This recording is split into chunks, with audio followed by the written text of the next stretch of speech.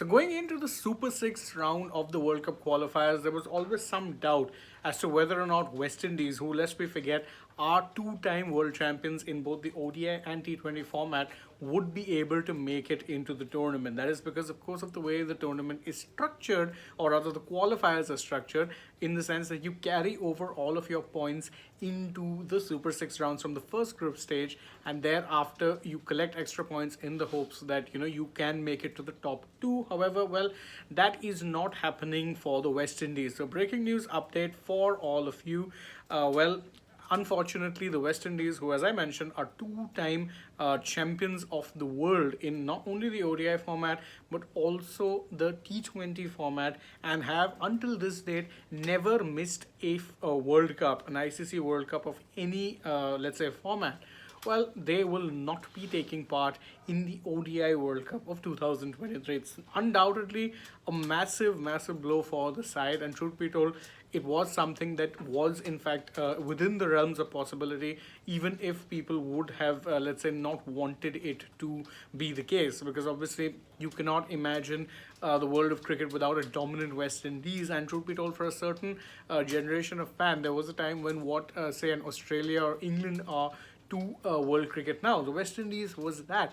Yet they will not be taking part in this World Cup, and that is, of course, due to the fact that they ended up losing their third, let's say, they ended up losing their third match in this particular case, their third match of the Super Sixes to Scotland, and it was quite the match in many ways, because Scotland, let's be fair, deserve all the credit in the world for how it is they played. Not only did they end up bundling out the West Indies for just 181 in 43.5 overs, so West Indies couldn't even complete their quota of overs, and well, Scotland ended up chasing that down in 43.3 overs, rather comfortably so, given the fact that they only really lost 3 wickets in that chase, and one of those came very early in the innings. So it wasn't exactly a tough, let's say, chase for them, even though at one point, like it did seem like maybe the West Indies would have made a meal for it or made a match out of it once they got Christopher McBride off the very first ball of the innings.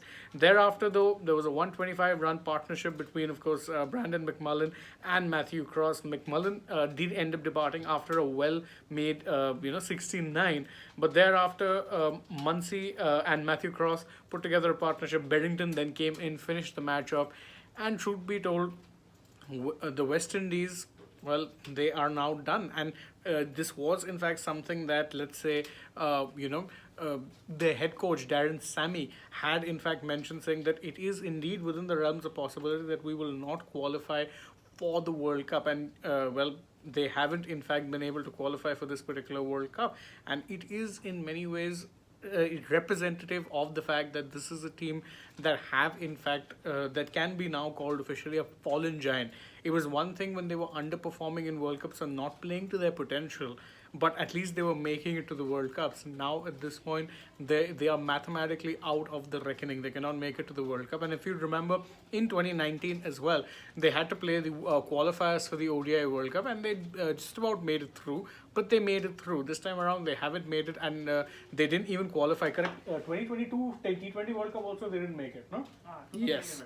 Yes, they didn't make it to the main event in 2022 either. So that's consecutive World Cups now that West Indies have not been able to qualify for the main World Cup. They have been part of the qualifiers, but no qualification whatsoever. And when it comes to West Indies cricket, truth be told, there is a lot to talk about when it comes to a golden history, but also a decline that in recent years has been kind of exacerbated, let's say, by the fact that key players aren't signing, central deals with the board, preferring instead to either be available for selection as and when they please, or in the cases of many players even being essentially freelance cricketers, playing in T20 leagues the world over but not committing to playing for the West Indies. And whilst it's easy to question the loyalty and the dedication of the players, it is also worth noting that the system in West Indies has been broken for quite some time, and this is the result of a long time decay that has been a long time in the making. For years now, even in the early 2000s, you would hear disputes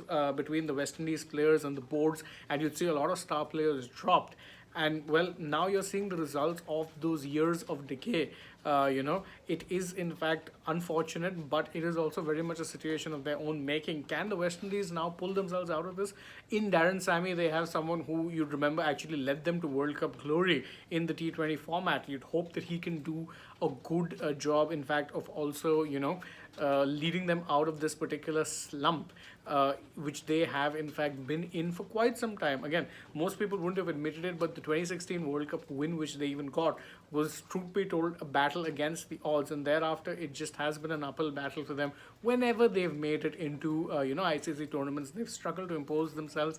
And now it's reached a point where they're not even able to make ICC World Tournaments. So, a bit of a shame, but that is the breaking news update for you guys. There will be no West Indies in this edition of the World Cup. It's a sad decline considering the fact that this is a team that in many ways represented, the pinnacle of what cricket could in fact be. In fact, many a legendary player has walked through wearing that jersey, that famous maroon jersey and the maroon cap.